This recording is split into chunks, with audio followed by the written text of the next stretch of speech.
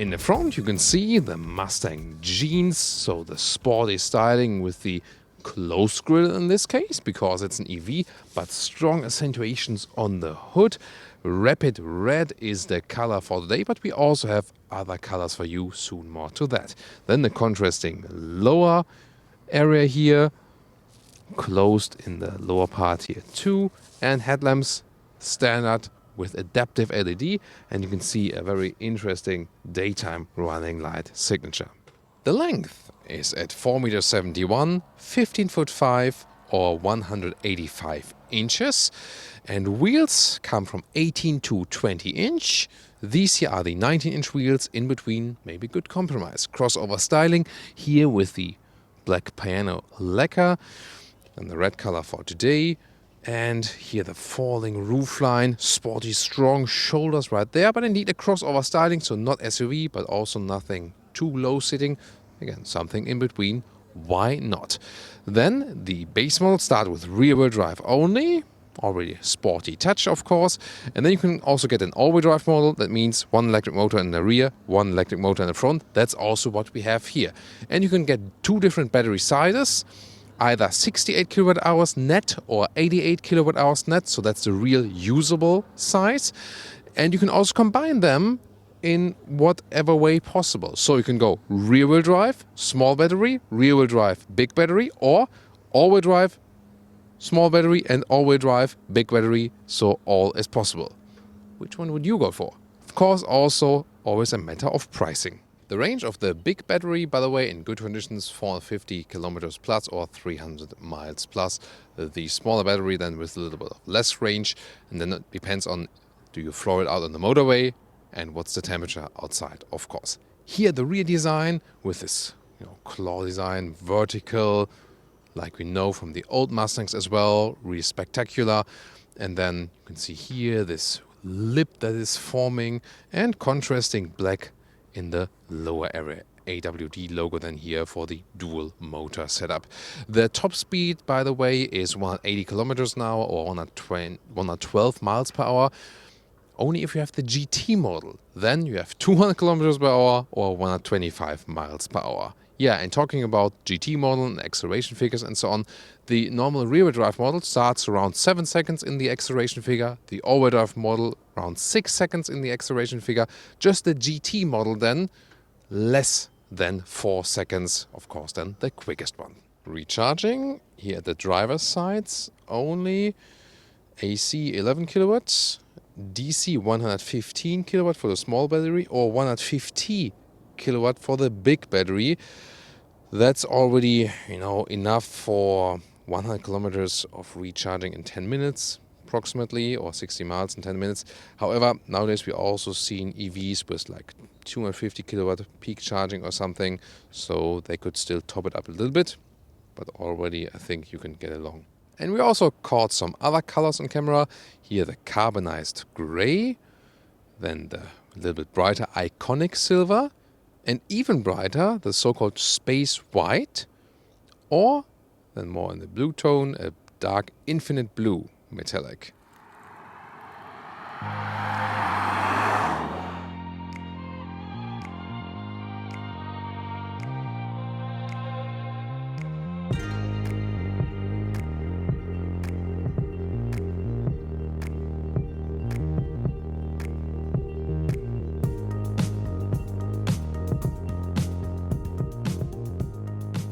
This is the car key. It's quite bulky actual, doesn't feel that premium alike. And to open the vehicle you have several options. You can use the standard car key. You can also use your smartphone, that's possible. And you also have this area here with the key code, for example for rental cars or something. So different options they offer in this respect. Then you can hold on right there and open it here. There we go. And then inside of the doors, this car is completely animal free. So an animal friendly and sustainable approach. Soft touch here, both inside of doors right here and there. This is here to release the door. An interesting solution, definitely. Then you have an optional B&O sound system, 10 speaker here with a fabric cover. That's really cool. The speaker is underneath that. Mustang entry badge right there, red contrast stitches, steering wheel also with red contrast stitches, left side to control the cruise control, right side for example the volume.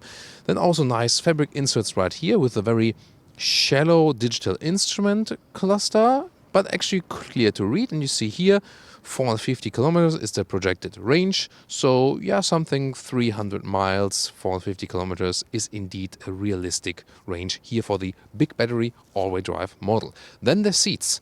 You have two seatings available, either the whole slick surface, or then here the optional is like a premium package, optional with perforation, that's more breathable then. And both are again animal free and high grade leatherette, so it really feels super premium, very soft. You get the same tactile feeling you would get with the animal based one, just that it's using less resources and sparing the animals. So really cool choice. And the GT model will get microfiber on the inside surface and also microfiber applications on the steering wheel, and also the steering wheel again animal free. So it's the first time we see that in the Ford, and of course a huge step forward. Great. So then seating is electric here also, and the seating position is indeed crossover alike. It doesn't feel like a high SUV, but it doesn't feel like a sedan. Indeed something in between. And again, the cool thing I immediately realized is that the seats are really very soft and plush. And usually when you have non-fabric surfaces, so like, rather slick surfaces, they sometimes tend to, feel a little bit hard or harsh. But here really soft and nice. So happy with that. Steering wheel can be controlled right here, up and down, in and out. Doesn't feel most premium this, in this area. We see mixed things here indeed. So some things we look at or feel or touch are somewhat mediocre, like the buttons at the steering wheel, like the system here for controlling the steering wheel column. But then again, the fabric surfaces here or the seats, these are really high grade, high class. So indeed, mixed as for the build quality so far. But definitely a huge step forward if you compare like standard common Ford models. This is indeed something completely different here. Headroom with 1.86 or 6'1", still something left. And here, this is the panoramic roof. It is a fixed one, you cannot open it. What's interesting is that for the front windscreen and also for this panoramic roof, you have a special UV coating available. And this is then reducing, the impact of sun rays coming from the outside. So when you get this panoramic roof, you can also be sure that not too much heat gets on the interior. Interior overview, once again, really cool with the fabric inserts here and the B&O sound system. Then this is more carbon fiber style, so to speak. Contrast stitches, and then this vertical huge screen, 15.5 inch. So really massive. Soon more details to all of that. You can already see there's a great screen clarity. Wow, the colors and the sharpness is really awesome. This is really cool. But the user interface, soon more to that. Left side, 10.2 inch. This shallow but wide display then for speed and for the range and so on. And the steering wheel, once again, from this perspective with the Mustang logo. But then, the buttons and so are somewhat usual, standard. Other things then look really premium in this vehicle. In the lower part, you have really a lot of space. That's really cool. Also with an inductive charging pad. You can also connect Apple CarPlay or Android Auto with, just wirelessly. But you can also use the cable USB-C and USB-A, so both is available. Good solution. Then adaptive cup holders, it's also nice. And also the middle console here is very well executed. Here with the turning, shifting lever here for the D mode. And then you have here this armrest, well attached. Put it up. And then this is also a good build quality with a lot of space and 12-volt power supply. So overall, really liking what I see so far. The instruments here with an easy layout, the digital speed, then GPS information. So it's actually simple but straightforward once again. And the range of around about 450 kilometers or 280 miles is really good because, this projection here at -1 degrees Celsius. So that's freezing point. And when it's cold, the batteries usually have lower range, or the vehicles have lower range, so it's already a good figure for this temperature. It's really hard to catch this here on a normal 16:9 camera unless you have vertical video syndrome. Yeah, about that. So put it in a YouTube search, vertical video syndrome, and watch that video. I really recommend it. So, and then here, the GPS map, really responsive, and again, really clear display. I really like that. Then you have some, like an app view here in the lower area, and this is the only physical thing like attached on the screen for the volume. And I think that's really good because in some situations you just want to turn up and down the volume manually, so to speak, and I think that's really cool to have that still. Climate control right here, not physical, but still at least somewhat easily accessible, so that works. And seat heating and steering wheel heating is in the lower area. This is maybe a little bit complicated to control than here in this lower area. Yeah, but this Ford Sync 4 system here, completely new generation and nothing like we've seen ever before with the Fords. So really cool. Then this part here is, doesn't have the best overview. So the user interface could be maybe a little bit less complicated, but overall I think I'm happy with that. Here the vehicle controls with the driving modes. This, rather changes like the throttle input, for example. Untamed then referring to untamed horses, Mustangs. Then you have even more throttle input, for example. And then here you can activate or deactivate the one pedal driving. From works, it leaves without it. But usually when you're used to electric vehicle driving, you activate it because in the moment you get off the throttle, the car's already decelerating. Usually that's a safety thing. So it's better than from transition to the brakes. And when you have the one pedal driving, you basically, in most situations, do not need the brakes anymore. So I would recommend to leave it on. Camera also with a crisp resolution. That looked creepy with the guy right there. Are we in some horror movie? Interesting. So, not sure why it's interesting. That doesn't look too live-ish, but the resolution itself is really cool. But that's great. Okay. It's a glitch. It's a glitch. Yeah, it's a glitch in the Matrix. We found a glitch in the Matrix. Told you. Let me tell you why you're here. So, and here we also have the surround view from above. Overall, really interesting to... It's another glitch with a vehicle. Yeah. Live and Autogefühl. I know you like it that way. Driver assistance systems, they can also, for example, change the valid mode is also available. So overall, impressive system. Not too much overloaded. I think we can very well control it and have a lot of fun with it. And again, it's very responsive. And now, let's see. There you can already see me in the 360-degree view. At the moment, the front camera is mounted because I'm in the normal G mode. So was it just a glitch? Or have I repaired the Matrix? Hello? I think now it's smooth again, right? So, yeah, obviously, I'm fitting to the Matrix. Well, you have an all-electric new car, all-electric sound, but... Do-do-do, you still have the classic Ford, hey, you open the door sound and still have the ignition on. Just read the comment, Thomas, you forgot the door closing sound. Thanks for the heads up, of course, we'll do that. Front. That doesn't sound that good. Rather a little bit weird. But now I got a surprise for you. The door closing sound in the rear. Sounds awesome. So, yeah, that's rare. In the front, not that good, but in the rear, very cool. Interesting. Then, the rear, right there, electric platform. That means no middle tunnel. Battery is placed in the lower part of the vehicle, of course, underneath the bottom to keep the center of gravity low. And also these leatherette seats here in the rear. By the way, they also have a brand name for it. They call it Sensico in Europe or Active X or Active X in the US. That's the brand name for the high-grade leatherette. And in the US, by the way, you also can get a beige color for that. That's also pretty amazing. Then inside of the doors in the rear is still here somewhat soft. Also again the leatherette use, so really good build quality. And once again, I really love the fabric covers here for the B&O speakers. Really cool.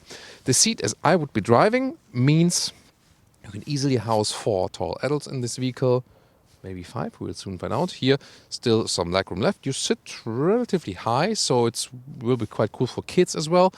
Since we have this fixed panoramic roof, there's also still space above my head. To the side, still somewhat okay. And yeah, a good view. Michelle always likes to film that one. So this panoramic roof, you see the tinting of the windows, the UV protection, but then great view to the outside. Here, by the way, these hangers are interesting. They're like hidden here, and then you can fold them out, putting a jacket or something. It's quite interesting. Isofix at the outsides each. You can already fold the seats from here. This is like the classic folding mechanism button in the middle part here. Let's see, no middle tunnel, therefore it's easy. And since this leatherette is, again, I have to say, super high quality, extremely soft. You can take a look at that here again. When I put my fingers on it, then you can see, like visually see how soft it is. So very well done. And also the middle seat can be occupied quite well, headroom and legroom wise, just a little bit harder than at the back, but you can also, again, drive it with 5 tall adults then. Here you can have adaptive cup holders. That's interesting. And in the middle console here, once again, this split between USB-C and USB-A. And I think it's a good solution because there's so many devices out there. Some still have the USB-A, some still have or already have the USB-C. And I think it's a good mix then in this case. So I'm really happy overall with the interior, what I see so far. And now to the trunk or the boot. Here with a swiping of foot gesture, you can also open this electric hatch. 29 up to 60 cubic feet or 400 liters up to 1,400 liters. If we fold the seats, square dimensions, very well usable. Then you can fold this one here up and have, for example, space for your charging cables. You can put it here in the rear, but also in the front, of course. Other than that, not too high the sill. Then you can also reach over here and then fold seats like this, and then you really have a lot of space, so very well usable. It's not too high here though, but you can see you can fit the backpack in here, just not like, like here, but push it a little bit more inward. The only disadvantage is when you have these really high things in the trunk and they hit it from below while closing, this can here pop out of the anchor. So yeah, and then you have it like hanging around, you have to put it in place again. That's the only disadvantage of it. But overall, still very reusable. Child safety test. Yeah, very sensitive, so no problem as for that. And now let's leave the backpack right there. You see here, it touches then this top part. Not sure if it will do any problem this time. Let's reopen it. There's the button below. I think this time, yeah, this time it worked. I'm not sure, maybe like the backpack was standing here last time. Did it cause any problems right there? See here, when it goes down to the backpack now. Yeah, I think now it happened. Let's see. Let's open again. Yeah, it worked. But you see, it hit like here, and then it can happen that there it is. That it pushes it from below, and then this happens. Yeah, but of course, you can also at any time completely remove it if you want. And we have a frunk, 5 cubic feet or 80 liters. And you can have this split here in the front. That's, of course, a little bit plastic-ishy. But yeah, I probably would not go with that, but just have an open area for the charging cable and so on. And what's interesting is it's also a so-called Ford Mega Box. We know it from the Ford Puma. There is a drain even, so you can put some ice cubes in it and the water could rinse through, theoretically. And interesting feature here, design feature, Mustang stamping here from the inside.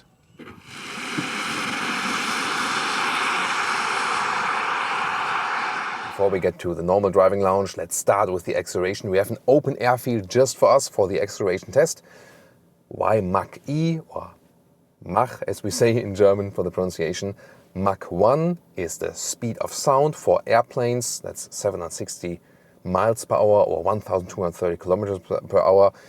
Well, the car doesn't reach that, but it says here ground speed, also airplane inspired, and Mach-E, of course, then the electric, airplane, and yeah, you get it. So let's do the acceleration here in the untamed mode.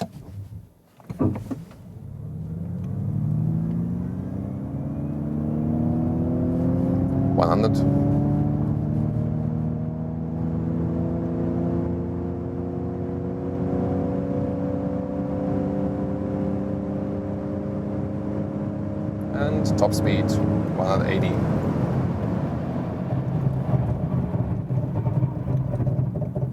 Whew! Yeah, that went quite quick. So, nice acceleration, all-wheel drive model here of the Ford Mustang E, Ford Mustang Mach-E. Yeah, we talked about that. And we directly have a slalom mode here for us. Steering is really direct, but doesn't convey such a good feeling. But the suspension is actually quite sporty, so it is fun to steer it around. Missing a little bit of the steering feeling, is a little bit, not connected to the road, but definitely a lot of driving fun and super direct the vehicle, and the throttle response, electric motor, direct torque, there. And it's all when you have passengers and it's like, so you really have to take care of your passengers. But yeah, really quick acceleration. The GT model will be even faster, but here, this one is the fastest non-GT model, so to speak.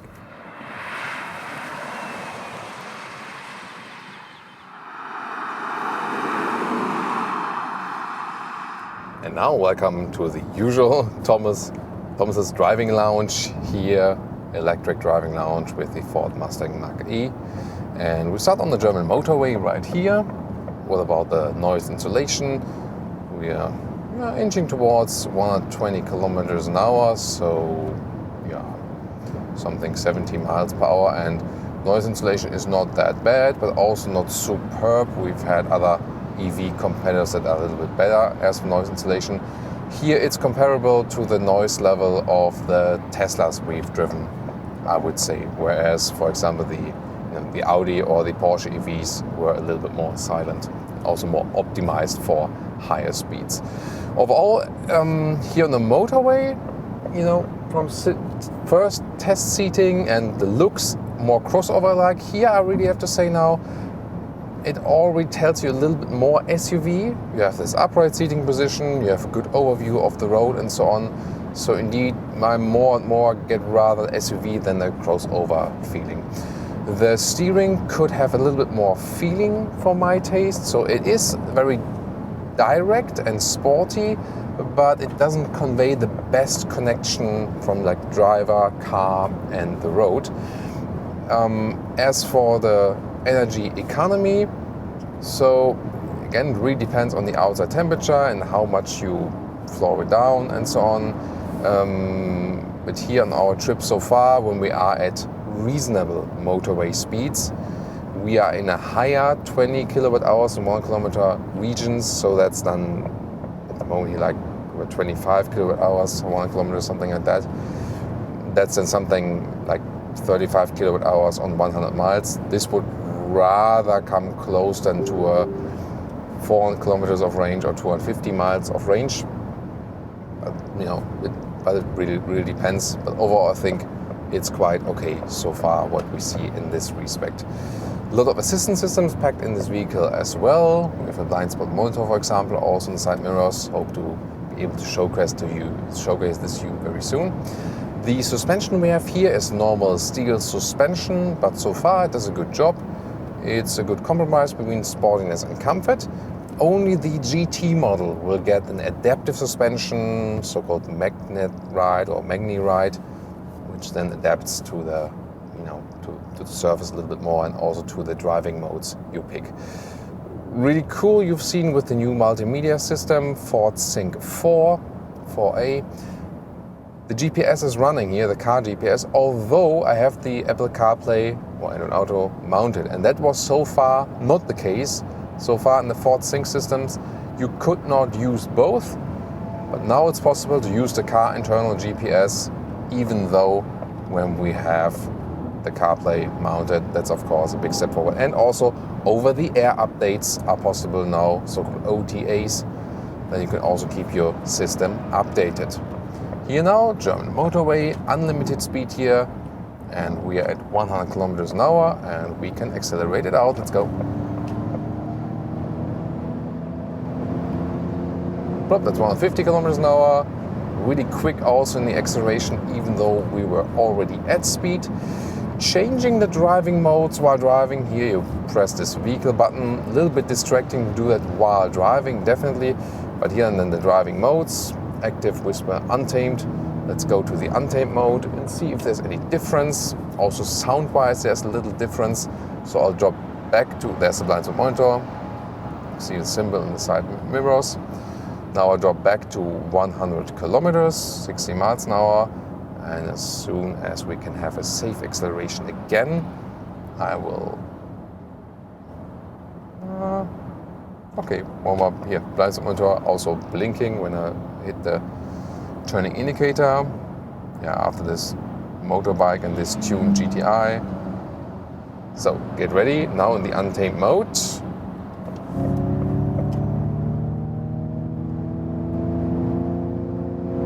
And 150. So the throttle input was a little bit quicker then, and you also heard this electric sound, you know, this sound generator. Then in the untamed mode you get this sound feedback then. So yeah, I mean, why not? So yeah, if you like it or not, it really depends on just personal preference. I'm in the one pedal driving mode, so when I go off the throttle we have immediately a strong deceleration. Usually I do not need the brakes at all than the normal brakes, and you can have different steps. You can, when you deactivate this mode and you lift the throttle, you just roll, especially in the normal driving modes. That way car is rolling. Then you have here this L mode, like a low gear, you know, from combustion engines. Then there's stronger recuperation, and even stronger than in the one pedal mode. And then when you're in the one pedal driving mode, then the L setting also, you know, you can just ignore it basically, and you're just fine with the normal D mode. So again, I would recommend rather than using it in the one pedal driving feeling mode. That's how you drive EV nowadays. There are different philosophies of that on the market, definitely. Especially the German manufacturers rather go on rolling mode, for example. But BMW has a good approach to that, I think, because they have rather this rolling approach, but then they have this intelligent assistant where you lift the throttle, and then when the car is in front of you, there's recuperation happening. So this, I think, could be a good compromise of that. Other than that, you can argue for and against it if, you know, which way is actually the better one. Yeah, would be looking forward to your feedback. So far, feeling quite safe here also at 150 kilometers an hour. High speed. Also here when I do the lane change, the car is really stable. The suspension again is a good compromise of sportiness and comfort, so you'll be fine with the base suspension. Yeah, just that steering is a little bit too artificial for me. Let's test it once again. This was the active mode. Now I'm back in this untamed mode. What about the steering wheel? Steering feeling? It doesn't change too much for me now. Yeah. So that's, to me, the biggest let off of the vehicle. Again, it feels sporty, but more arcade style. It's not that it delivers a natural driving feeling. However, it does deliver you sporty Mustang fun. You have a great acceleration.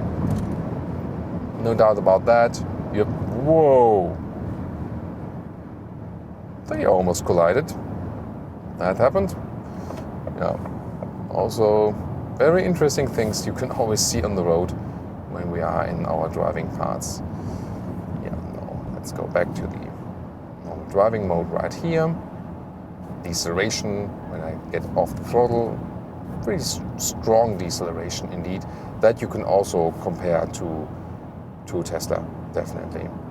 You know, what about the energy consumption when you are at high speeds?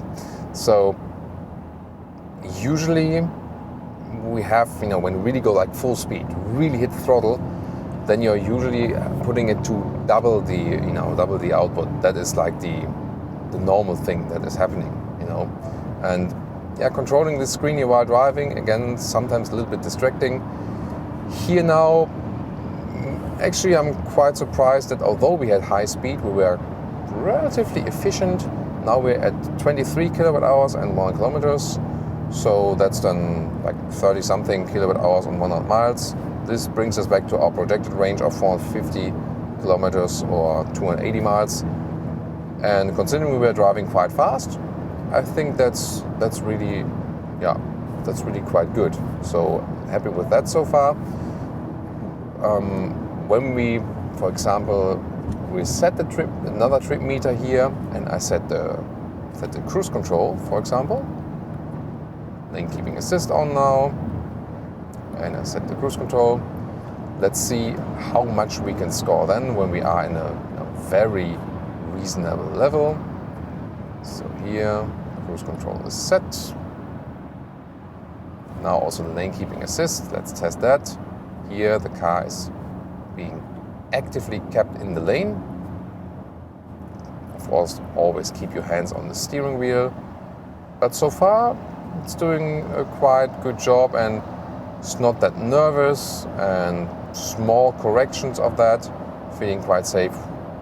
Yeah, well done so far. And let's see if at any point I also get the warning, keep your hands on the steering wheel or something, because sometimes there are these false positives when you are going straight, long motorway rides. In some cars, they don't realize you're still on them, and then they are, staying like a moved steering wheel or something. But here so far so good, and really calm also on the motorway as for the assistance systems. So good safety system pack we have here. Do you still feel you would be driving a Ford? I mean, yes, somewhat due to the interior, but again, this is something completely new, a huge step forward for the whole brand, no doubt about that. If you wondered, by the way, about the all-wheel drive distribution, there is a rear wheel only model, and there's then this all-wheel drive model.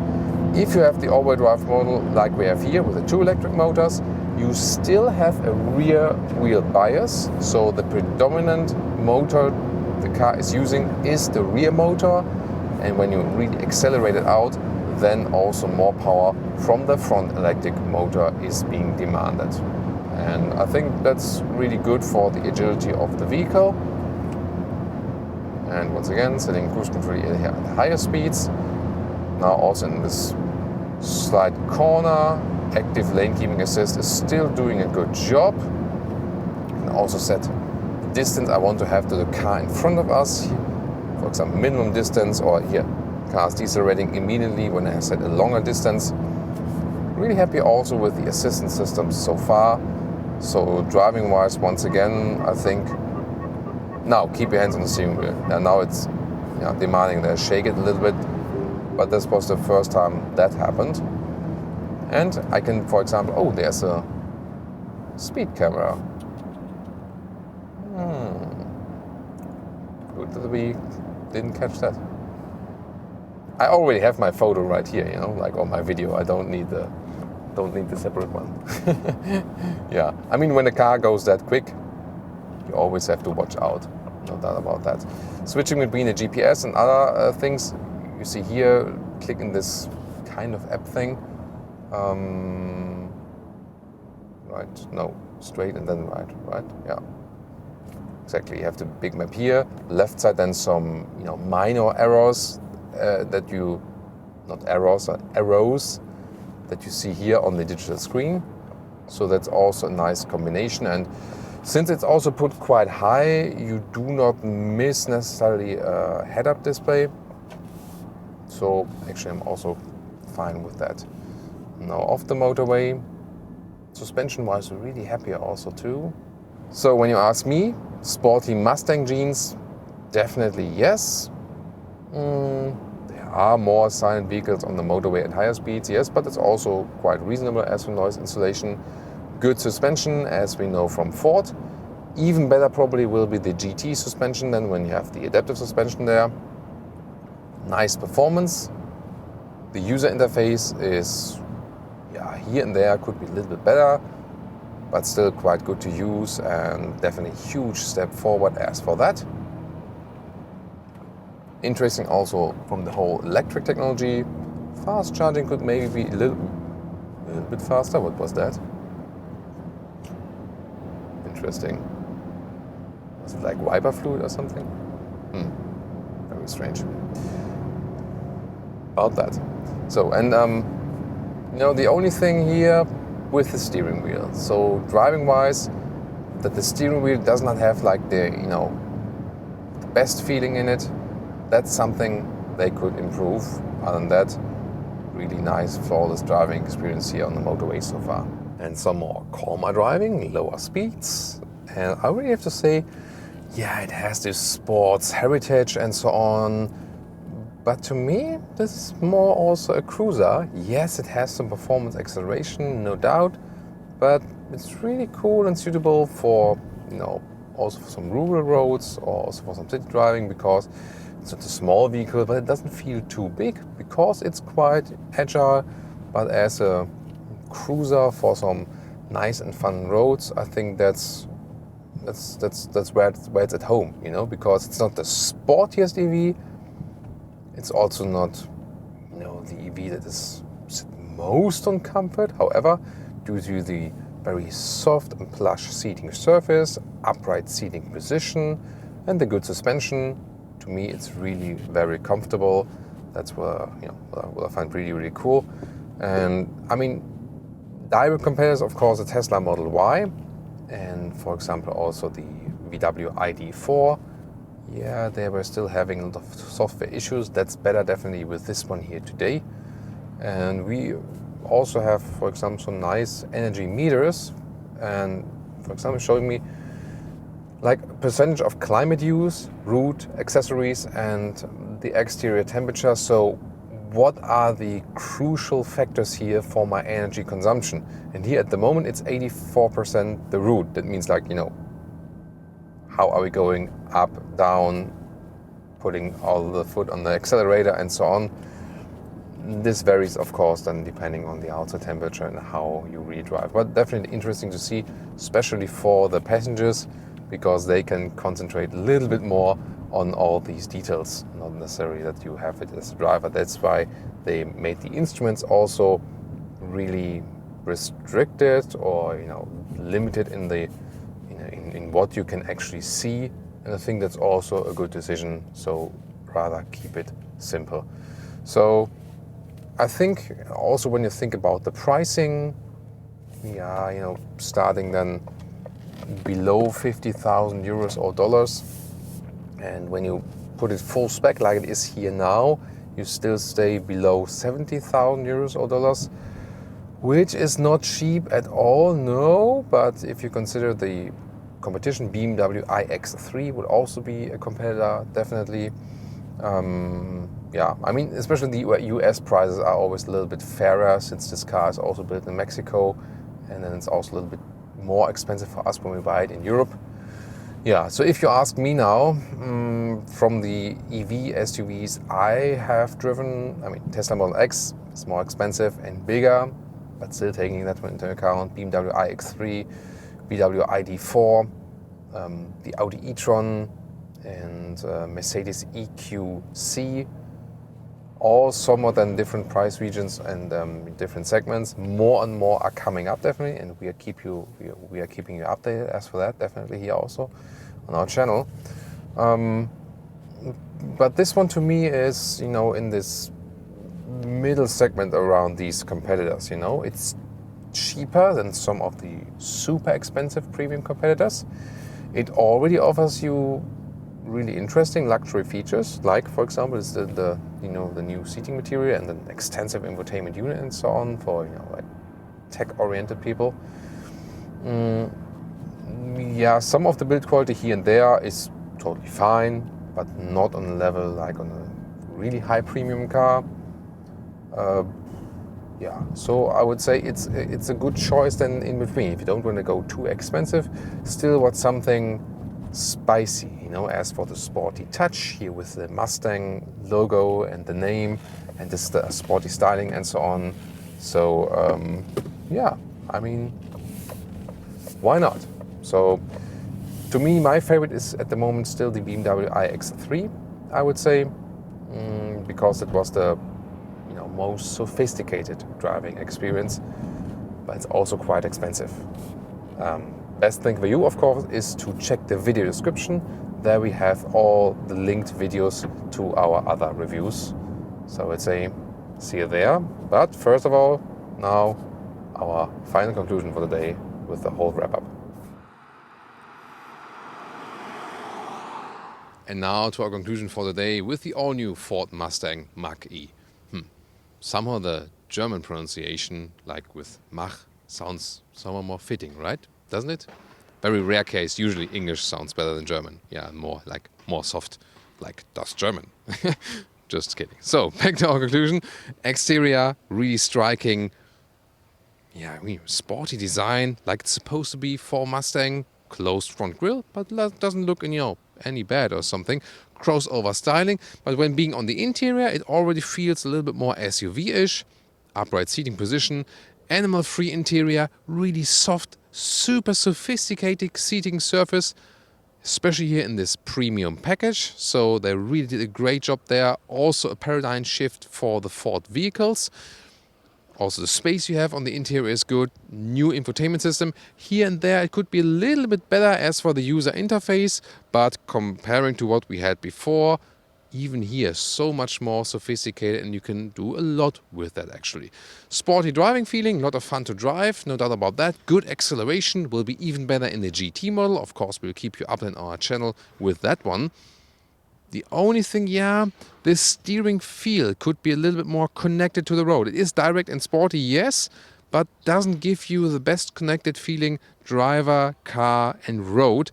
That's the thing I would actually improve. Other than that, quite convincing.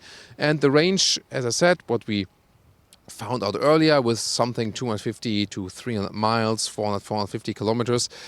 Here, of course, low temperatures. They do not have a heat pump. That would be the other technology thing to fix, actually. So the low temperatures can, of course, have an effect on that. Since we had something in the 20 kilowatt hours on 1 kilometer energy consumption, that's something in the 30 kilowatt hour on 100 miles consumption. So very interesting vehicle, no doubt. Pricing then, both in Germany and, for example, also in the US, starts below 50,000 euros or dollars. And when you put everything in it, you still stay below 70,000 euros or dollars. So not cheap overall, but considering the competition, it's actually an interesting offer. Of course, you should compare the competitors. We will link the videos in the video description. Really hope you enjoyed our episode for today. Please subscribe to us if you haven't done so far and leave us your comments to the new Ford Mustang Mach-E. See you next time.